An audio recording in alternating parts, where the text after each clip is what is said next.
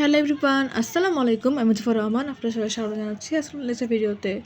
আজকে আমরা দেখব মেশিন লার্নিংয়ের ওয়েটেড কেএনএন। তো এর আগের লেকচার ভিডিওতে আমরা অর্থাৎ পার্ট 1-এ আমরা কেএনএন নিয়ে আলোচনা করেছি, সেখানে কেএনএন ডিটেলস আলোচনা করেছি, কেএনএন অ্যালগরিদম দেখেছি, কেএনএন কি, এটা কীভাবে কাজ করে, কেএনএন একটা এক্সাম্পল দেখেছি এবং তার অ্যাডভান্টেজ এবং ডিসঅ্যাডভান্টেজগুলো দেখেছি। তো যারা আমার আগের ভিডিও দেখেননি তাদের জন্য ডিসক্রিপশন বক্সে আমি লিঙ্ক দিয়ে দিব, আগের ভিডিওটা দেখে আসবেন, তাহলে আপনাদের এই ওয়েটেড কেএনএনটা বুঝতে ইজি হবে। এই ওয়েটেড কেএনএন কিন্তু কেএনএন মতনই, জাস্ট একটু ডিফারেন্স আছে এই আর কি। তো কেএনএন তো আমরা দেখে আসছি, এখন দেখা যাক যে ওয়েটেড কেএনএন কী বা এটা কীভাবে কাজ করে। তো ওয়েটেড কেএনএন হচ্ছে it is an improve version of KNN, অর্থাৎ কেএনএনের ইমপ্রুভ ভার্সন, অর্থাৎ কাইন্ড অফ সিমিলার বাট একটু improve version, where close neighbor have more influence than further ones during classification. অর্থাৎ এই ওয়েটেড কেএনএনে কী হয় যে আমাদের যে নিয়ারেস্ট নেইবার বা ক্লোজেস্ট যে নেইবারটা সে খুব বেশি ইনফ্লুয়েন্স কাজ করে বা সবচেয়ে বেশি তাকে প্রাধান্য দেওয়া হয়, মানে সবচেয়ে দূরবর্তী যে নেইবার তার তুলনায়। বাট আমাদের কেএনএনে কী হতো, সবগুলো নেইবার ইকুয়ালি তারা কন্ট্রিবিউট করতো, তাই না? বাট ওয়েটেড কেএনএনে যে সবচেয়ে বেশি ক্লোজেস্ট সে সবচেয়ে বেশি প্রাধান্য পাবে, তার থেকে দূরেরটা একটু কম পাবে, তার থেকে দূরেরটা একটু কম পাবে, এরকম। এই যে এখানে দেখেন আমি যে কথাটা বললাম সেটাই লেখা আছে ওয়াই ওয়েটেড কেএনএন, কেন এটাকে আমরা ইউজ করি। ইন স্ট্যান্ডার্ড কেএনএন নর্মাল যে কেএনএনটা সেখানে কী হয়, অল নেইবার্স কন্ট্রিবিউট ইকুয়ালি। আমি যেটা বললাম যে সবগুলো নেইবার ইকুয়ালি কন্ট্রিবিউট করে, তার ফলে কী হয় এখানে একটা মিসলিডিং হতে পারে। But in weighted KNN reduce the impact of far or noisy in neighbours and improve accuracy. যেহেতু ওয়েটেড কেএনএনে কী হয়, দূরবর্তী যে নেইবারগুলো সেগুলো ইম্প্যাক্ট কম পড়ে, তার ফলে কী হয় আমাদের মডেলের অ্যাকুরেসি ইমপ্রুভ হয় এবং অ্যাট দ্য মেন টাইম যেইটা সবচেয়ে বেশি ক্লোজেস্ট সেটাকে নিয়ে আমরা ফোকাস করতে পারি। এটা হচ্ছে তার মূল বেনিফিট। আচ্ছা, এরপর হচ্ছে আমরা দেখব যে ওয়েটেড কেএনএনটা কীভাবে কাজ করে। তো প্রথমে কী করতে হয়, আমাদের নর্মাল কেএনএনের মতন ডিস্টেন্স ক্যালকুলেশন করতে হয়। ডিস্টেন্সের জন্য আমরা অবশ্যই এখানে ইউক্লিডিয়ান ডিস্টেন্স অথবা স্কোয়ার্ড ইউক্লিডিয়ান ডিস্টেন্স কিন্তু ইউজ করব। তো এখন ইউক্লিডিয়ান ডিস্টেন্স এবং স্কোয়ার্ড ইউক্লিডিয়ান ডিস্টেন্সের ফর্মুলা কিন্তু আমি আমার পার্ট 1-এ অর্থাৎ ভিডিওর যে পার্ট 1 ছিল সেখানে দেখিয়ে দিয়েছি। আমাদের টেস্ট পয়েন্ট দেওয়া থাকবে এবং ট্রেনিং ডেটাসেট দেওয়া থাকবে, সেখান থেকে আমাদেরকে ইউক্লিডিয়ান ডিস্টেন্স ক্যালকুলেশন করতে হবে। এরপর কাজ হচ্ছে assign higher weight to the closer neighbour, অর্থাৎ সবচেয়ে ক্লোজার যে নেইবারটা সেখানে আমাদের একটা ওয়েটকে অ্যাসাইন করতে হবে যেটা সবচেয়ে বেশি হায়ার, অর্থাৎ অনেক বেশি ওয়েট, সেটা আমাদেরকে অ্যাসাইন করতে হবে। এরপর কাজ হচ্ছে calculate weight vote for each class, অর্থাৎ আমাদেরকে সেখানে ওয়েট ক্যালকুলেশন করতে হবে। এখন ওয়েট ক্যালকুলেশন করার একটা ফর্মুলা আছে, সেটা আমরা স্টেপ বাই স্টেপ যখন আগাবো দেখব। সেই ফর্মুলা ইউজ করে আমরা ওয়েট ক্যালকুলেশন করবো এবং সে কোন ক্লাসের মধ্যে পড়বে সেজন্য একটা ভোট সিস্টেম করব।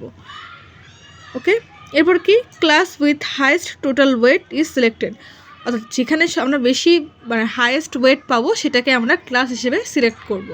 এই হচ্ছে মেনলি ওয়েটেড কেএনএনের কাজের প্রসিডিওর। এখন কথা হচ্ছে এই যে একটু যেটা বললাম যে ওয়েট ক্যালকুলেশন করতে হবে, এখন ওয়েট ক্যালকুলেশন করার ফর্মুলা কি আসেন আগে সেটা দেখে নিই, তারপর আমরা একটা এক্সাম্পল দেখব। এই যে ওয়েট ক্যালকুলেশন করার ফর্মুলা হচ্ছে এইটা, হয় আপনি এটা ইউজ করবেন না হলে এটা ইউজ করবেন, যে কোনো একটা ইউজ করলেই হবে। তা আমি আজকে এই ফর্মুলাটা ইউজ করেছি, আপনারা চাইলে এটা ইউজ করতে পারেন, কোনো সমস্যা নেই। ফর্মুলাটা হচ্ছে W=1/D, আই হচ্ছে ওয়েটের মান যেটা আর কি সেটা, অথবা W=1/D², যে কোনো একটা ইউজ করতে পারেন। যেহেতু আমাদেরকে এই মেথডটা দিয়ে দেখিয়েছে ম্যাথ, আমি এই মেথডটা দিয়েই ম্যাথ আপনাদেরকে সলভ করে দেখাচ্ছি। তাছাড়া আমরা একটা এক্সাম্পল দেখি, তাহলে আমরা খুব ইজিলি বুঝতে পারবো যে ওয়েটেড কেএনএন কীভাবে কাজ করে এবং এখান থেকে কী টাইপের কোশ্চেন আসতে পারে। তো দেখেন নর্মাল যে কেএনএন সেটার মতনই আমাদের একটা এরকম এক্সাম্পল দেওয়া থাকবে, ট্রেনিং ডেটাসেট দেওয়া থাকবে এবং সেখানে একটা প্রেডিকশন দেওয়া থাকবে এবং টেস্ট ডেটাসেট বা টেস্ট ডেটাসেটের যে পয়েন্টটা সেটা দেওয়া থাকবে। এটার সাথে এই পয়েন্টগুলোর আমাদের ডিস্টেন্স মেজার করতে হবে। কী ডিস্টেন্স? ইউক্লিডিয়ান ডিস্টেন্স, তাই না? তা আসেন সেমভাবে এটাকে সলভ করার ট্রাই করি, যেরকমভাবে আমরা কেএনএন সলভ করে আসছি। সেটা সলভ করার ওয়ে কি, আমরা প্রথমে কেএনএনে কী করতাম, একটা কে এর মান সিলেক্ট করতাম, তাই না? এবং সেখানে কী বলছিলাম, যদি আমাদের এখানে কোশ্চেনে এই যে ডেটা সেটগুলো দেওয়া আছে বা ডেটা পয়েন্টগুলো দেওয়া আছে এগুলো ইভেন সংখ্যক হয়, তাহলে আমরা অবশ্যই কে এর মান অড সংখ্যক নিব। দেখেন এখানে ইভেন সংখ্যক অ্যাট্রিবিউট আছে 1 2 3 4, এই জন্য আমরা এখানে অড সংখ্যক কে এর মান 3 নিলাম, ঠিক আছে। মানে অর্থাৎ ইভেন সংখ্যক হলে অবশ্যই আমরা কে এর মান অড সংখ্যক নেব, নাহলে কিন্তু টাই হয়ে যাবে, যেটা আমি আগের ভিডিওতেও কিন্তু বলেছিলাম। আমি এখানে কে এর মান 3 ধরলাম এবং দেখেন এই যেখানে x1 x2 এবং y যে মানগুলো দেওয়া ছিল জাস্ট সেই মানগুলো এখানে লিখে নিয়েছি, কোনো চেঞ্জ নাই। এখন কাজ কি? এখন কাজ হচ্ছে ডিস্টেন্স মেজার করা, তাই না? ডিস্টেন্স কীভাবে মেজার করতে হয়? ডিস্টেন্স মেজার করার ফর্মুলা হচ্ছে ইকুইভ্যালেন্ট ডিস্টেন্স, যে ফর্মুলাটা সেই ফর্মুলাটা ইউজ করবেন আপনারা। ফর্মুলাটা ইউজ করার পর আপনারা পাবেন এই যে প্রথমটার অর্থাৎ 7 সাথে যদি আপনারা এই যে টেস্ট যেটা পয়েন্টটা দেওয়া ছিল 3 7 এটা ডিস্টেন্স মেজার করেন, তাহলে আপনারা পাচ্ছেন ইকুইভ্যালেন্ট ডিস্টেন্স 4। সেমভাবে 7 4 সাথে ডিস্টেন্স মেজার করলে 3 7 পাবেন ইকুইভ্যালেন্ট ডিস্টেন্স 5। এরকমভাবে সবগুলো পয়েন্টের সাথে এই যে 3 7 এরকমভাবে ক্যালকুলেশন করতে হবে, এটার সাথে একবার, এটার সাথে একবার, এটার সাথে একবার, এটার সাথে একবার, এরকমভাবে 4বার ক্যালকুলেশন করার পরে আপনারা এই মানগুলো পাবেন, যেটা আমরা আগের এক্সাম্পলটা দেখেছি, তাই না? সেম এক্সাম্পল দিয়ে আমি বোঝাচ্ছি, তাহলে আপনাদের জিনিসটা বুঝতে ইজি হবে। তো আমি ডিস্টেন্স মেজার করে ফেললাম। এরপরে কাজ কি? এরপর হচ্ছে কাজ আমাদের ওয়েটটাকে ক্যালকুলেশন করা বা ওয়েট ফর্মুলা অ্যাপ্লাই করতে হবে। সেটা হচ্ছে 1/d। ডির মান তো আমরা পেয়ে গেছি, ডিস্টেন্সের মান যেটা সেটাই। তখন ফর্মুলাটা হচ্ছে 1/d²। তাহলে ডি স্কোয়ার বলতে এটার স্কোয়ার হবে, তাহলে 4 স্কোয়ার করলে কি 1 তো 1ই থাকছে, 1/d²। তাহলে 1/4 জায়গায় স্কোয়ার করলে হচ্ছে 16, 5 স্কোয়ার করলে 25, 3 স্কোয়ার করলে 9, 3.60 স্কোয়ার করে 12.96 পেয়ে গেলাম। তা আপনারা চাইলে এখানে ডিস্টেন্স মানে ওয়েট ক্যালকুলেশন করার আগে র্যাঙ্কটা লিখে নিতে পারেন, যেরকমটা আমরা নর্মাল কেএনএন যখন সলভ করেছিলাম তখন দেখেছিলাম যে আমরা র্যাঙ্ক লিখতাম, তাই না? র্যাঙ্কটা কিন্তু এখানেও লাগবে। কীভাবে লাগবে সেটা আমি দেখাচ্ছি স্টেপ বাই স্টেপ। যেখানে দেখেন আমি র্যাঙ্ক লিখে নিয়েছি এইটার উপরে বেস করে, ঠিক আছে? ডিস্টেন্সের উপর বেস করে আমি এখানে র্যাঙ্ক লিখে নিয়েছি। এটা পরে দেখেন, ভোটটা আপনারা পরে দেখেন এখানে 4 5 3 3.60। তো সবচেয়ে মিনিমাম কোনটা? 3 জন্য র্যাঙ্ক হচ্ছে 1। এরপরে 4 5 আর 3.60 মধ্যে 3.60 মিনিমাম, এর র্যাঙ্ক হচ্ছে 2।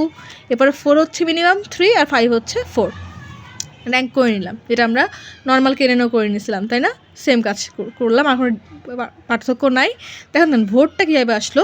1/16 করলে আসে 0.06, 1/25 করলে আসে 0.04, 1/9 করলে আসে 0.11 আর 1/12.96 করলে আসে 0.08। এই মানগুলো আসে। এখন কথা হচ্ছে এই দেখেন আউটপুট 1 আর আউটপুট 0 এটা কীভাবে ক্যালকুলেশন করলাম? তা আউটপুট 1 বলতে দেখেন আমাদের কোশ্চেনে এই যে আউটপুট 1 ছিল কোথায় কোথায়? আউটপুট 1 ছিল হচ্ছে এই যে এখানে 2টা 1 ছিল, এখানে 2টা 0 ছিল, ইকুয়াল ছিল আউটপুট, তাই না? তো প্রথমে আমরা আউটপুট 1-এর জন্য যদি ক্যালকুলেশন করি, দেখতে পাচ্ছি আউটপুট 1 কোথায় কোথায় আছে? এই যে এই জায়গাটায় আছে এবং লাস্টের 2টা, তাই না? তো দেখেন এখানেও কিন্তু লাস্টের 2টাই আমাদের র্যাঙ্ক কম। তার মানে এই না যে সবগুলো এক্সাম্পলে লাস্টের 2টাই হবে। যেরকমভাবে আমাদের র্যাঙ্ক আসবে, অর্থাৎ কে এর মান যেটা ধরা হয়েছে 3 থেকে ছোটো যে মানগুলো আসবে সেই মানগুলোকে নিয়ে আমরা আউটপুট 1 ক্যালকুলেশন করছি। কেন 1? এই যেখানে 1 ছিল সেই হিসেবে। তো দেখেন 3-এর থেকে ছোটো কোনগুলো আছে র্যাঙ্ক যদি আমরা চিন্তা করি, এই যে 1 আর 2 এটা তো 3-এর থেকে ছোটো, তাই না? 3 হচ্ছে 3-এর সমান, 4 তো 3-এর বড়।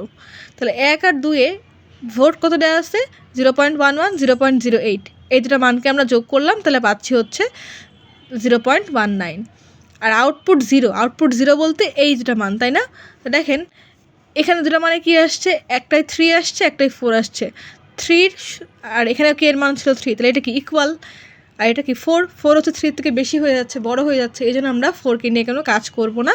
তাহলে আউটপুট 0-তে শুধুমাত্র একটাই আসবে, সেটা হচ্ছে 0.06। যেহেতু আমাদের কে এর মান ওভারল্যাপ হয়ে যাচ্ছে, সেজন্য আমরা এই 4-এর জন্য 0.04কে আর 0.06 নিয়ে অ্যাড করলাম না, যেটা আমরা স্টেপ 1-এ বা আউটপুট 1-এ করেছিলাম সেই কাজটা করলাম না। জাস্ট যেহেতু র্যাঙ্কের থেকে বেশি হয়ে যাচ্ছে, মানে কে এর মানটা র্যাঙ্কের থেকে বেশি হয়ে যাচ্ছে, সেক্ষেত্রে আমরা 4টাকে স্কিপ করলাম, জাস্ট নিলাম কোনটা 1 2 আর 3কে।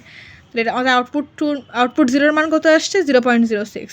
তো দেখেন আমি কি বলছিলাম, আমরা যখন বলছিলাম যে ওয়েটেড কেএন কীভাবে কাজ করে, তো সেখানে দেখেন বলছিলাম কি যে আমরা ডিস্টেন্স ক্যালকুলেশন করলাম, এবার আমরা ওয়েট অ্যাসাইন করব। আমরা ওয়েট ক্যালকুলেট করলাম ওয়েট প্রতিটা ক্লাসের জন্য।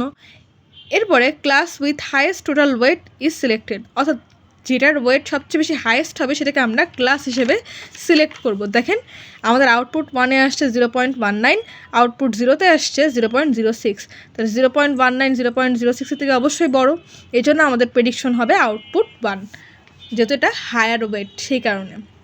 তো বেসিক ডিফারেন্সটা আশা করি আপনারা বুঝতে পেরেছেন, কারণ KNN-এ আমরা জাস্ট র্যাঙ্ক অনুসারে সেটাকে সলভ করতাম, তাই না, এবং সেখানে সবগুলো ক্লাস ইকুয়ালি কন্ট্রিবিউট করতো।